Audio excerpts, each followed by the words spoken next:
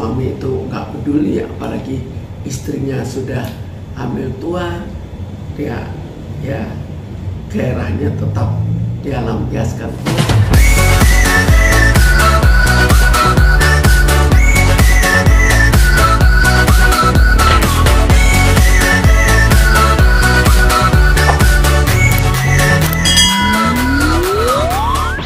Kita lihat ya, bagaimana hubungan dia dengan suaminya.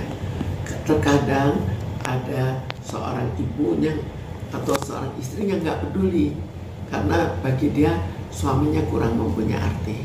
Kadang-kadang itu betul-betul dia cintai dan betul-betul dipertahankan, tapi akhirnya selingkuh. Kalau sudah itu kan kira-kira selingkuh kan. Kalau sudah selingkuh maka jelas akan membawa kekesalan. Jangankan kalau dia mencintai, dia kurang cinta saja, terjadinya keselingkuhan itu membawa suatu kekesalan tersendiri. Sekarang pengaruh terhadap janinnya tergantung bagaimana dia menilai suaminya itu. Apakah dia akhirnya acuh, ya nggak peduli lah, dia selingkuh juga nggak apa-apa. Apalagi seandainya dia juga biasa selingkuh, kita kan juga nggak tahu. Tapi seandainya dia betul-betul stres karena perbuatan perselingkuhan yang terjadi, yang dilakukan oleh suaminya, maka akhirnya dia terbawa stres. Kok terbawa stres? Kita kembalikan apakah mempengaruhi makannya. Kalau karena itu dia makannya berkurang, kan janinnya kurang supply juga. Kalau karena itu dia stres, maka janinnya juga terbawa. Jadi kita tidak bisa samakan satu dengan yang lain. Walaupun secara umum semua akan terpengaruh. Tingkat stres tergantung pada hubungan dia dengan suaminya, kekecewaan dia terhadap perbuatan suaminya, dan apa yang terjadi dalam pengaruh fisiknya.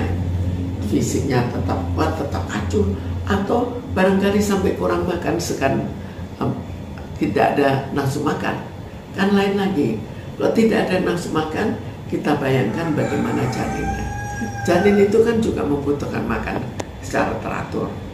Kemudian kalau misalnya dia stres, bagaimana janinnya juga terpengaruh lagi. Jadi kita lihat kembali dalam hubungannya dengan soal fisik dan psikis yang terjadi sebagai akibatnya. Sekarang stres itu jangan kita atasi, sebaiknya tidak kita atasi pada saat sudah kejadian. Sebelumnya sudah ada misalnya suaminya menjauh, di situ sudah dilakukan suatu pendekatan. Tapi kembali lagi tergantung suaminya. Kalau suaminya memang orang yang bandel, orangnya nggak peduli perasaan istrinya, tidak peduli masalah anaknya, ya akhirnya jadinya lebih parah daripada kalau suaminya akhirnya mencoba untuk menyesuaikan demi untuk anak. Jadi dalam hal itu kan perlu pendekatan kembali ke suaminya. Apakah mungkin? Jika mungkin ya itu terbaik.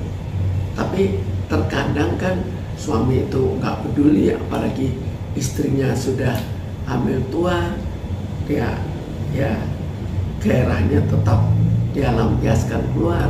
Kan lain tergantung suami lagi kan. Sekarang kalau pekerjaan itu, selama pekerjaan itu tidak berlebih, itu juga nggak masalah.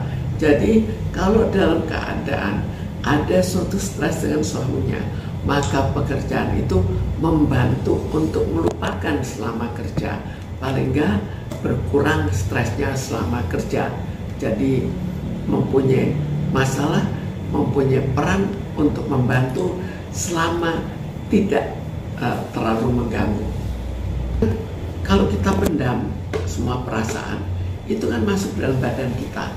Kalau masuk dalam badan kita, selain jiwanya juga terganggu, dia bisa depresi yang dipendam, bisa juga dalam hal yang hubungannya misalnya dengan tekanan darah, dengan pencernaan, semua bisa ikut terganggu. Kan masalah kejiwaan akan ikut mempengaruhi masalah fisik.